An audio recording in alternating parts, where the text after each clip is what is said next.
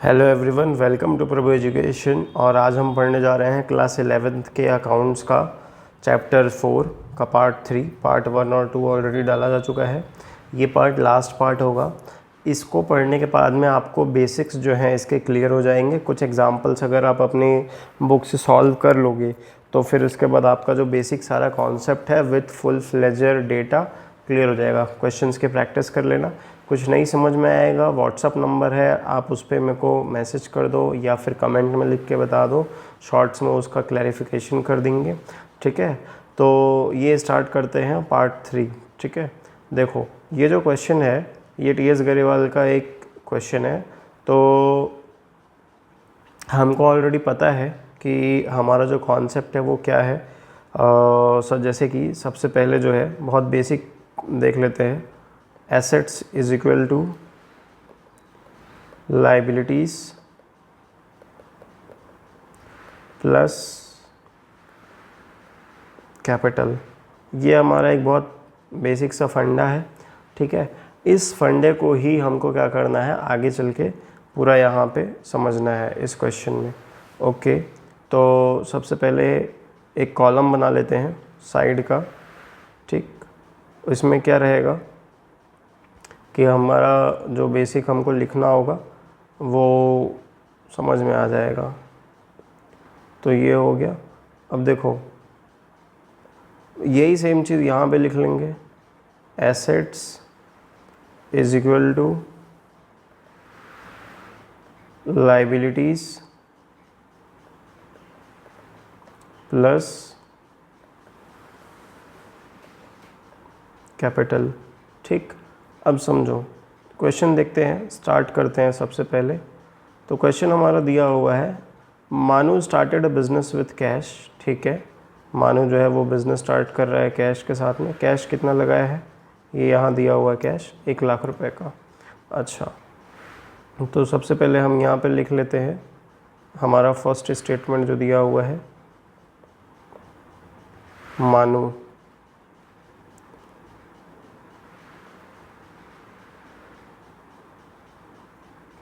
Started business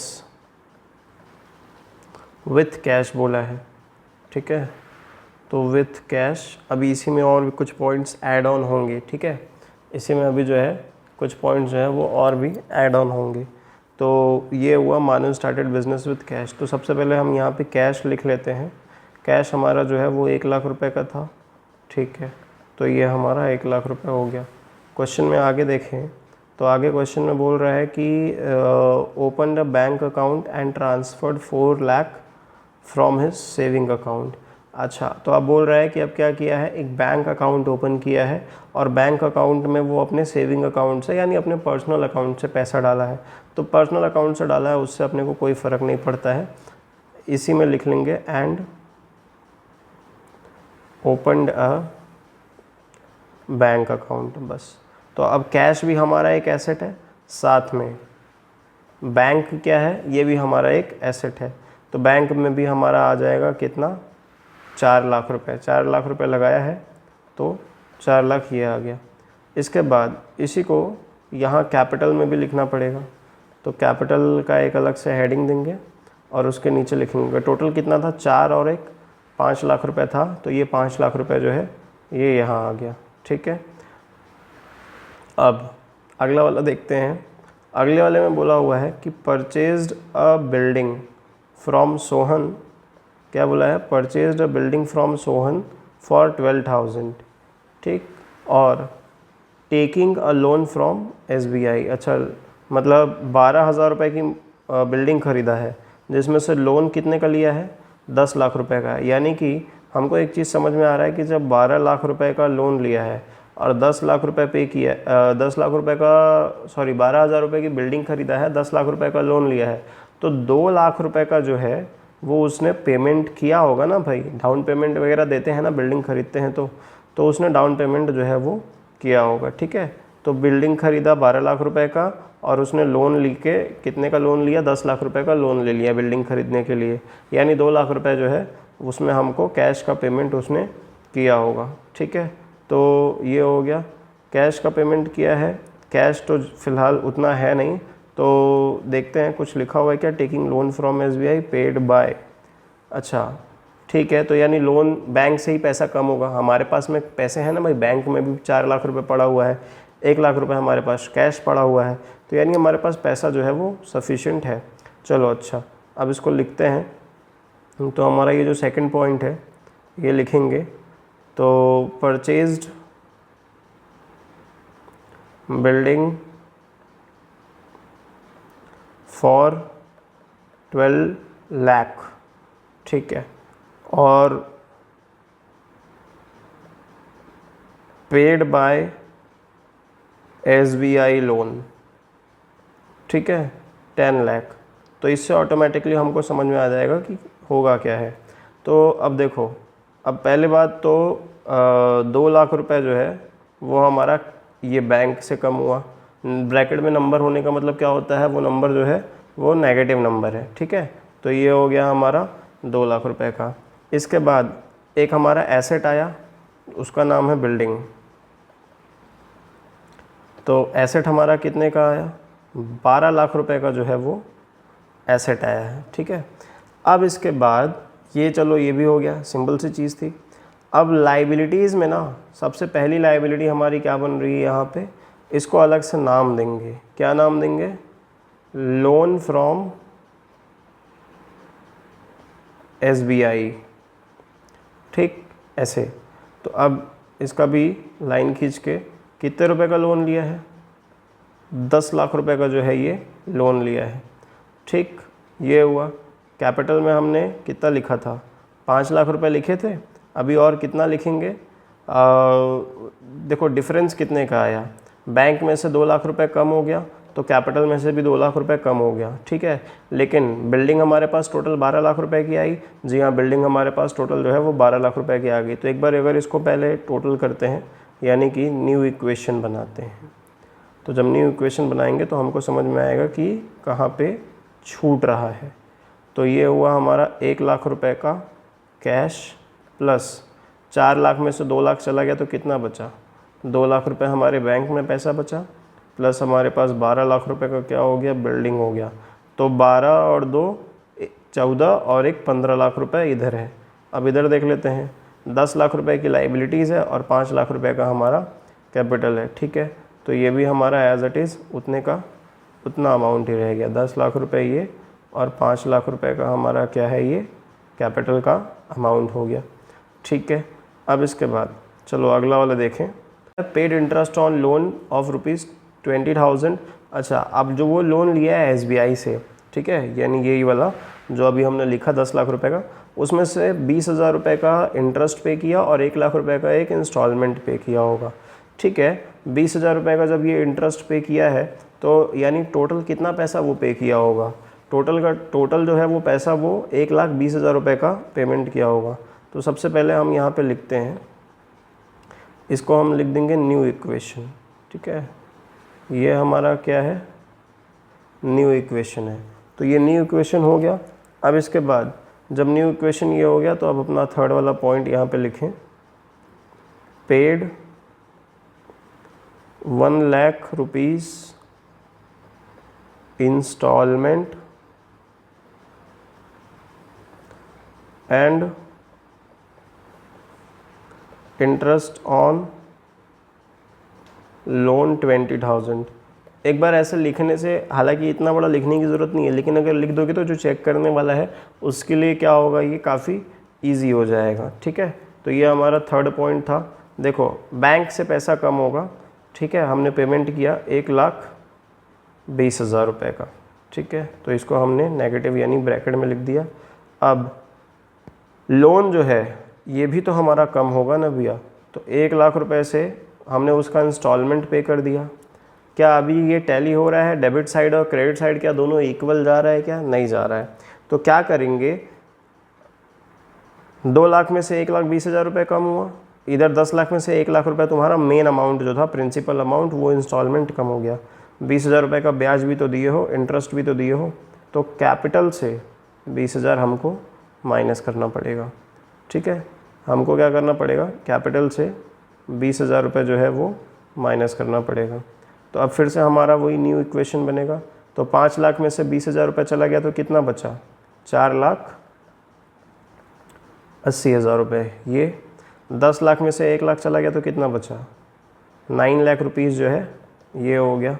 फिर इसके बाद अब इधर हमारा एज इट इज़ वही सेम चीज़ें आ गई, 1 लाख रुपीज़ का हमारा कैश, प्लस अब बैंक में हमारे पास 80,000 रुपीज़ रिमेनिंग रहा, प्लस 12 लाख रुपीज़ का हमारा ये था बिल्डिंग। ठीक है, तो इसको हम यहाँ पे लिख देते हैं न्यू इक्वेशन। ठीक, तुम लोग पूरा फुल फ्लेजर में लिखना, मतलब ऐसे छोटा छोटा मत लिखना। ठीक है, तो ये हुआ हमारा। फिर अब इसके बाद अगला वाला 4th वाले पॉइंट पे जब चले तो देखो 4th वाला पॉइंट अब क्या बोल रहा है। 4th वाला पॉइंट बोल रहा है कि purchased goods from Rohan on credit, और कितने रुपए का ख़रीदा है ये, 1 लाख रुपए का ख़रीदा है। मतलब क्रेडिट पे सामान ख़रीदा है, किससे, रोहन से। रोहन से क्रेडिट पे सामान ख़रीदा है, सामान गुड्स ख़रीदा है। अभी पिछले वीडियो में भी मैंने बताया है। सबसे पहले यहाँ पे हम लिख लें परचेज्ड गुड्स। गुड्स की जब जर्नल एंट्री पास करेंगे तो उसको हम परचेज के हेडिंग में डालेंगे, और जब ऐसे लिखेंगे यहाँ पे तो स्टॉक्स में लिखेंगे। तो purchase goods on credit from Rohan, कितने रुपए का ख़रीदा है, 1 लाख रुपए का ख़रीदा है। ठीक है, गुड्स यानी स्टॉक। तो सबसे पहले देखो यही हमारा बिल्डिंग के बाजू में हम लिखेंगे स्टॉक। ठीक, ये हमारा जो है स्टॉक हो गया। अब जब ये स्टॉक हुआ तो इसका लाइन खींच के यहाँ पे न्यू इक्वेशन के बाजू में नीचे यहाँ लिखोगे 1 लाख रुपए। ये किस चीज़ का है, ये नया स्टॉक का है। अब क्रेडिट पे ख़रीदा है, यानी कि हमने सामान ख़रीदा उधारी पे, तो बाद में उसका पेमेंट करना पड़ेगा, यानी एक ये लाइबिलिटी है। तो लाइबिलिटी है तो हमने यहाँ पे लिखा था लोन फ्रॉम SBI। उस बंदे को आप पैसा पे करेंगे, जिस बंदे को कंपनी पैसा पे करती है वो हमारा क्रेडिटर होता है। ठीक है, और जिस बंदे से हमको पैसा मिलता है, यानी कोई बंदा अगर हमसे उधारी पे सामान खरीद के गया हो तो उस बंदे को हम डेटर बोलते हैं। तो फ़िलहाल यहाँ पे लिख दिया क्रेडिटर। ठीक है, अब जब ये क्रेडिटर लिखा तो क्रेडिटर के लिए भी फिर हमारा ये नीचे आया। ठीक, यहाँ पे ये अमाउंट हुआ 1 लाख रुपए। ठीक है, टोटल हो गया हमारा ये। न्यू इक्वेशन बना लेते हैं। सबसे पहले क्या करेंगे, अंडरलाइन हमेशा की तरह। बहुत आसान है, मतलब अब अगर इतना यहाँ तक इतने पेशेंट से आधे आधे घंटे का वीडियो हमारा है 20-20 मिनट का, अगर इसको देख लिए हो तो मतलब ये समझो कि अब तुमको अकाउंटिंग इक्वेशन में महारत हासिल हो गई है। ठीक है, तो न्यू इक्वेशन हमारा बन के आया। अमाउंट लिख लेते हैं सबसे पहले। ये हुआ हमारा 1 लाख रुपए का, प्लस ये हुआ हमारा 80,000 रुपीज़ का, प्लस ये हुआ हमारा 12 लाख रुपीज़ का, प्लस ये हुआ हमारा 1 लाख रुपीज़ का अगेन अभी वाला। फिर इक्वल टू लगाते जाना ना। तो ये हुआ हमारा 9 लाख रुपीज़ का, प्लस ये हुआ हमारा 1 लाख रुपीज़ का, और कैपिटल हमारा, कैपिटल में भी कोई चेंजेस आए नहीं है, तो ये एज इट इज़ हमारा 4,80,000 का ये रह गया। ठीक है, तो ये हमारा जो है आपका 4th इक्वेशन था। अब अगला 5th वाला पढ़ते हैं। तो 5th वाला लिखा हुआ है goods return to Rohan costing. अब रोहन से ख़रीदा था, हो सकता है कुछ सामान ख़राब होगा, तो ये कितने का है, 20,000 रुपये का जो है ये गुड्स है। 20,000 रुपये के गुड्स को रोहन ने क्या किया, वापस कर दिया। तो सिंपल सी चीज़ है। स्टॉक हमको तो पहले यहाँ लिख लेते हैं 5th point, goods costing ₹20,000 return. तो ये 20,000 रुपये का गुड्स क्या हुआ, उसने रिटर्न कर दिया। तो गुड्स जब ये रिटर्न किया तो हमारा गुड्स था कितने का, 1 लाख रुपए का, जिसमें से हम 20,000 रुपये यहाँ से कम कर दिए, ब्रैकेट में नंबर है यानी नेगेटिव नंबर है, और यहाँ क्रेडिटर से भी। अब भाई उसने जब 20,000 रुपये का सामान वापस कर दिया तो अब पैसा थोड़ी वापस देगा। ठीक है, तो ये हुआ हमारा। ओके, अब 1,00,000 रुपए का प्लस 80,000 ये प्लस 12 लाख ये, 1,00,000 में से 20,000 दिए गया तो 80,000 ये बचा, ये हमारा 9 लाख रहा। 1,00,000 रुपए में से 20,000 ये भी चला गया तो ये हमारा 80,000 बचा। कैपिटल में हमारा कोई चेंजेस नहीं आया तो 4,80,000 ये रहा। इतना क्लियर है, इसको हम न्यू इक्वेशन लिख देंगे। किसी को कोई डाउट वाउट हो तो अभी मैसेज कर दो, ठीक है। मैसेज मतलब कमेंट में बता दो भाई, अगर डाउट है तो। मैसेज करना हो तो मैसेज भी कर सकते हो, व्हाट्सअप नंबर तुमको दिया हुआ है 7354248724, ठीक है। तो अगला वाला पढ़ते हैं, ठीक। सोल्ड गुड्स कॉस्टिंग ₹40,000, ये है हमारा 5th तक हो गया। 6th वाला पॉइंट अब करने जा रहे हैं। सोल्ड गुड्स कॉस्टिंग 40,000, भाई 40,000 का सामान है, 50,000 में बेच दिया, वो भी क्रेडिट पे राम को, ठीक है। 50,000 का सामान बेच दिया, मतलब 40,000 का सामान 50,000 रुपये पे बेचा, वो भी क्रेडिट पे बेचा। अच्छा, क्रेडिट पे बेचा है भाई, तो सबसे पहले स्टेटमेंट लिखते हैं। ये है हमारा यहाँ पे 6th वाला statement. Goods sold costing 40,000 for 50,000, भाई 40,000 का सामान 50,000 पे बेचा ऑन क्रेडिट। क्रेडिट पे बेचा है, कोई बंदा हमारे पास आया था, उधारी सामान लेके गया है, क्रेडिट पे बेचा, यानी हमको कैश नहीं मिला होगा, पहली बात तो, यानी डेटर बना होगा। तो सबसे पहले यहाँ पे लिखेंगे डेटर। ये ऐसे ही चलता है जैसे जैसे, इसीलिए ना इतना स्पेस अपन छोड़ के चलते हैं। कॉपी में जब बनाओगे तो हॉरिजॉन्टल, या अकाउंट्स कॉपी आती है वो चौड़ी वाली, तो उसमें काफ़ी जगह रहता है, कुछ बच्चों का उसमें भी नहीं बनता है, तो क्या करते हैं वो बेसिकली हॉरिजॉन्टली कॉपी को चेंज कर देते हैं और फिर इसके बाद उसमें बनाते हैं, है ना। तो इस तरीके से ये जो है बनता है। तुम बोलोगे कि सर ये तो इतना चौड़ा है कि एक साइड के पेज में आएगा नहीं। हाँ, नहीं आता है, ठीक है, हम लोग भी बनाते थे भाई, नहीं आता था, ठीक। तो ये हुआ। अब देखो, अब इसके बाद डेटर को लिखेंगे,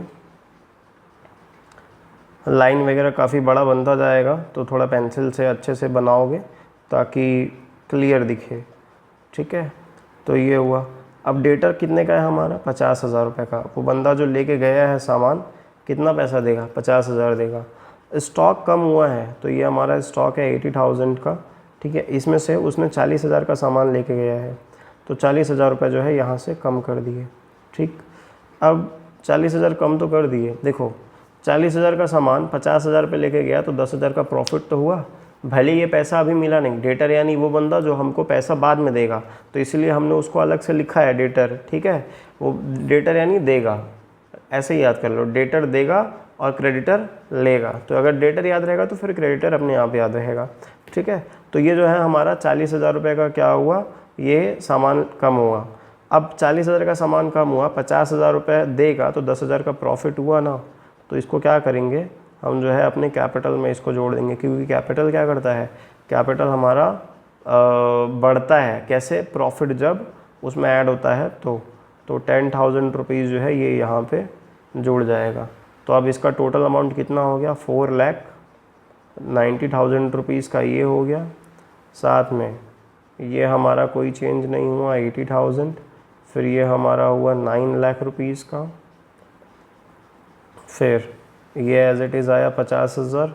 ये न्यू इक्वेशन बनाने वाला थोड़ा सा एक तो झंझट टाइप का है, बट ठीक है, कोई दिक्कत नहीं है, बहुत आसान है ये। मतलब हाफ ईयरली के पेपर में अगर ये आ जाए तो तुम्हारे लिए काफ़ी अच्छा स्कोरिंग रहेगा ये, ठीक है।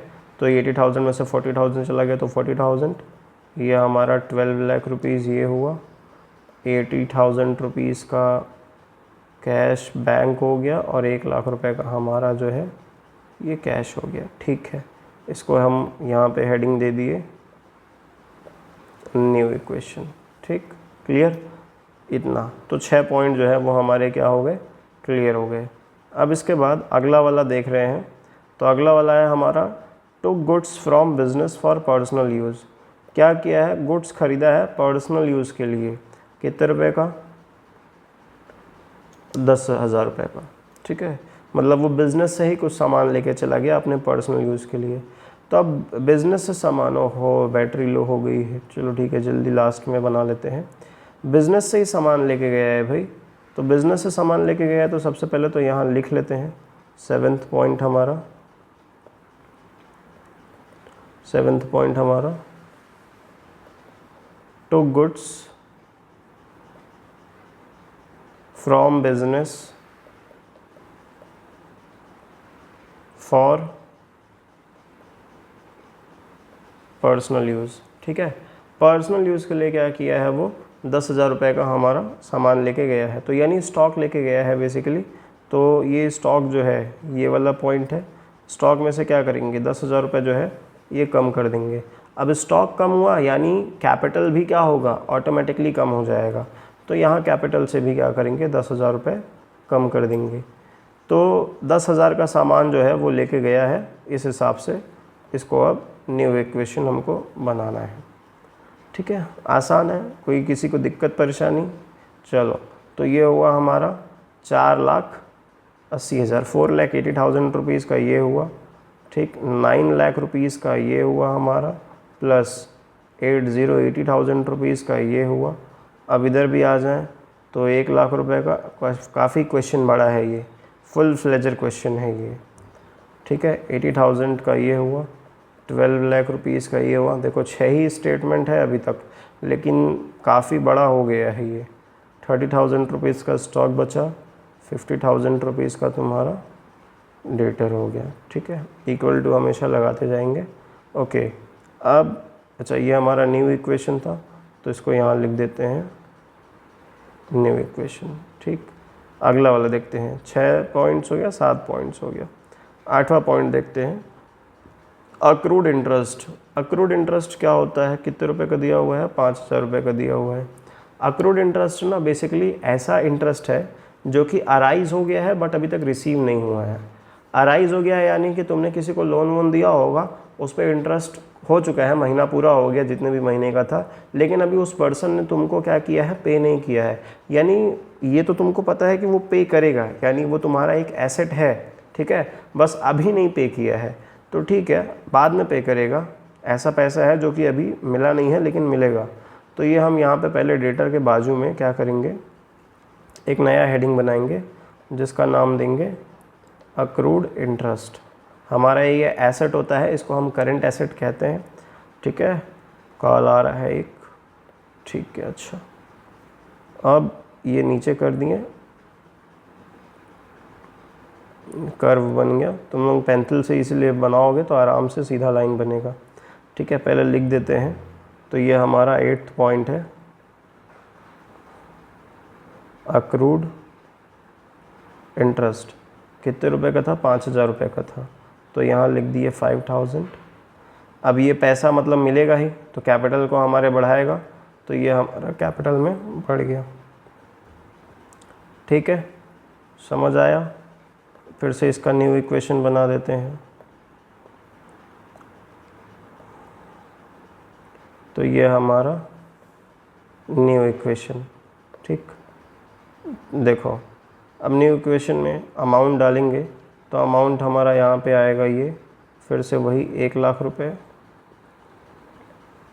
प्लस ये हुआ हमारा 80,000 रुपीज़, प्लस ये हुआ हमारा 12 लाख रुपीज़।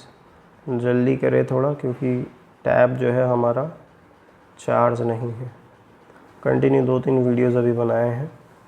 प्लस ये हुआ हमारा 5,000 रुपीज़ इज इक्वल टू ये हुआ हमारा 9 लाख, प्लस ये हुआ हमारा 80,000 रुपीज़, और 4,80,000 प्लस 5,000, 4,85,000 रुपीज़ का ये हो गया, ठीक है। तो न्यू इक्वेशन ये हो गया। 9th वाला, अब देखो 9th वाला क्या बोला है, कमीशन रिसीव्ड इन एडवांस। भाई एडवांस में कमीशन रिसीव हो गया है तुमको। एडवांस में कमीशन कितना रिसीव हुआ है, 20,000 रुपये जो है ये रिसीव हो गया है। तो ये तुम्हारी लायबिलिटी है, ठीक है, मतलब कमीशन तुमको मिल गया, ठीक है, पैसा हमको मिल गया, लेकिन अभी इसका सर्विस हमने दिया नहीं है। जब इसका सर्विस दिया नहीं है तो बाद में देंगे ना, ठीक है, क्या करेंगे भाई, सर्विस देंगे बाद में। तो ये हमारा क्या हुआ, एक लायबिलिटी हुआ कि हमको इसको अभी बाद में इसके लिए काम करना पड़ेगा, ठीक। तो ये हमारा कितना, 20,000 रुपये का कमीशन, ये एक लायबिलिटी है। तो हम यहाँ पे इसको लायबिलिटी के बाजू में लिख देंगे, क्रेडिटर के बाजू में कमीशन रिसीव्ड इन एडवांस। इतना बड़ा क्वेश्चन, बहुत सारे पॉइंट्स हैं इसमें, बहुत आराम से। अगर वीडियो ये कहीं पे कुछ दिक्कत होगा तो वापस से देख लेना, ठीक है, क्योंकि है बड़ा, नो डाउट काफ़ी बड़ा क्वेश्चन है ये, ठीक है। तो ये हुआ तुम्हारा। अब देखो, तो ये कितने रुपए का था हमारा, ये 5,000 रुपये का था। तो ये लायबिलिटी है, साथ में हमको कैश भी मिल गया है, तो ये कैश में भी यहाँ पे क्या होगा, ऐड हो जाएगा, ठीक है। 9th पॉइंट लिख देंगे, कमीशन रिसीव्ड इन एडवांस, ठीक, 5,000 रुपये। वापस से न्यू इक्वेशन बनाएंगे, ठीक। अच्छा, तो ये हुआ हमारा 4,85,000 रुपीज़ का, ये हुआ हमारा 5,000 रुपीज़ का, साथ में ज़्यादा ज़ीरो लग गया, 50,000 हो गया भाई, इसको मिटा देते हैं, ठीक है। इसके बाद अब प्लस ये हुआ हमारा 80,000 रुपीज़ का, प्लस ये हुआ हमारा 9 लाख रुपीज़ का, इक्वल टू लगाना ज़रूरी है क्योंकि दोनों अलग अलग है। ये हुआ 5,000 का, ये हुआ 50,000 का, ये हुआ हमारा 30,000 का, ये हुआ हमारा 12 लाख का, ठीक है, प्लस ये हुआ हमारा 80,000 का, और ये हो गया हमारा 1,05,000 रुपये का, ठीक है। तो ये टोटल जो है इतना हुआ। एक सेकंड, क्वेश्चन में कुछ गड़बड़ है क्या, कमीशन रिसीव्ड इन एडवांस 20,000 था, बस यही देख रहा था मैं, अमाउंट ही गड़बड़ हुआ है कुछ।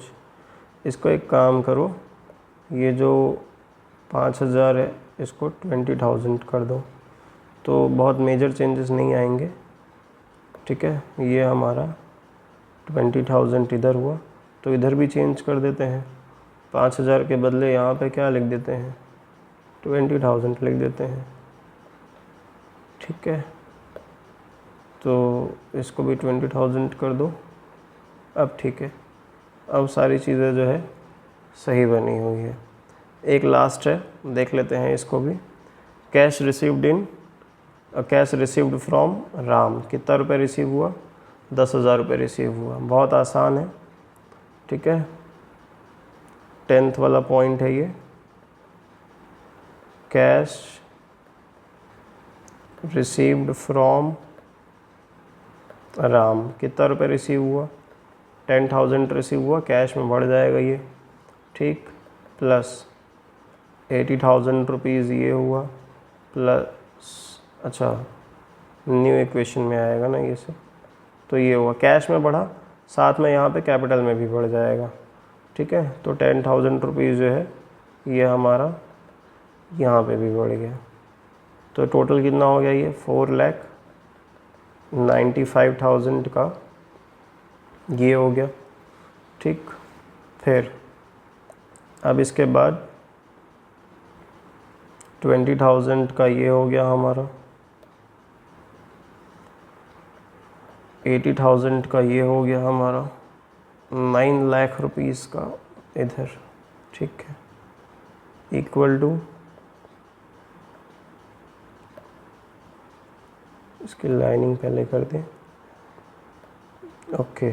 तो 1,20,000 ये टोटल किए, 1,30,000 आ गया ये, ठीक है।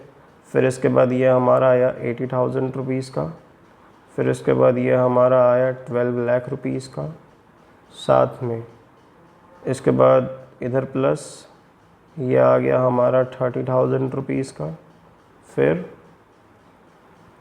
50,000 रुपीज़ का। देखो एक चीज़, राम से कुछ पैसा कम भी होगा। ये जो डेटर था हमारा 50,000 का, वही राम था, ठीक है। ये जो 10,000 रुपये रिसीव हुआ, ये जो 10,000 रुपये रिसीव हुआ, ये क्या किया इसने, ठीक है। ये हमारा जो था, देखो डेटर है, कहाँ पे दिया हुआ है, ये 50,000 वाला जो है, ये हमारा डेटर है 50,000 वाला। अब इसने ही हमको पैसा दिया है, ठीक है। तो इसने हमको पैसा दिया है, तो हम यहीं पे जहाँ पे 10,000 कम इसमें लिखे हैं, इसी जगह पे क्या करेंगे, यहाँ पे 10,000 रुपीज़ माइनस कर देंगे, क्योंकि इस बंदे ने हमको कैश दे दिया ना।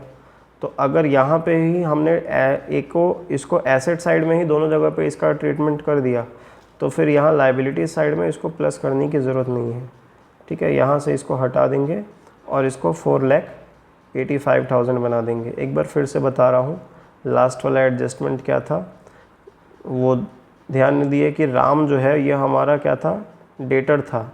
डेटर था मतलब ये हमको पैसा देगा, कितना, 10,000 रुपये इसने हमको दिया। अब जब राम ने 10,000 दिया तो डेटर जो है हमारा, क्वेश्चन यहाँ सॉल्यूशन में देखो, ये हमको पता है कि यहाँ पे हमारा डेटर है, ठीक है। ये जो डेटर है ये बेसिकली क्या कर रहा है, ये जो डेटर है हमारा, ये क्या कर रहा है, इसमें हमारा 50,000 रुपये का था। 50,000 में से इसने हमको 10,000 रुपीज़ का क्या किया, पेमेंट कर दिया। तो कैश हमारा बढ़ गया 10,000 रुपये से, और 10,000 रुपये से ये क्या हुआ, कम हो गया, ठीक है। अब जब ये कम हो रहा है तो 50,000 में से 10,000 गया, तो ये कितना बचा, 40,000 बचा। इधर सब सही है, ठीक है। प्लस ये हुआ हमारा 5,000 रुपीज़ का, थोड़ा नीचे आ गया है, इसको ऊपर थोड़ा लिखें, हाँ, 5,000 का ये हुआ, 9 लाख का इधर, 80,000 का इधर, 20,000 का इधर, और 4,85,000 का इधर।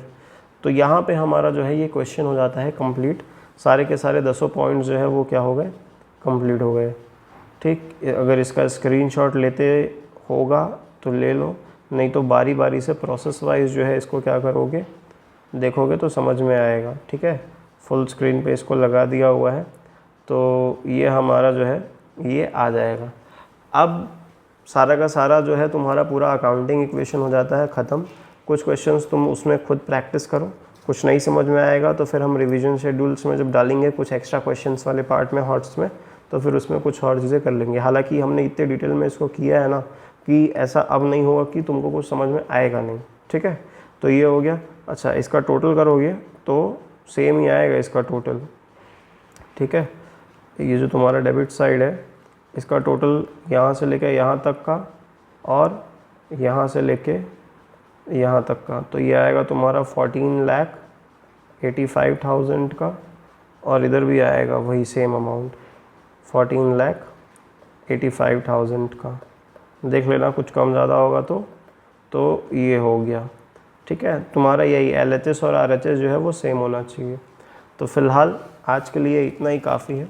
अब मिलते हैं तुमसे अगले वीडियो में। अगला वीडियो इसके बाद है रूल्स ऑफ डेबिट क्रेडिट, यानी अब जर्नल एंट्री जो है वो स्टार्ट होने वाला है। तो वहाँ पे अब हम जो है चीज़ों को समझेंगे और अच्छे से। अब तुम्हारा मेन चैप्टर जो है वो स्टार्ट होगा, journal, ledger, trial balance, balance sheet, ठीक है। तो फिलहाल आज के लिए इतना काफ़ी है। मिलते हैं तुमसे अगले वीडियो में। Bye bye.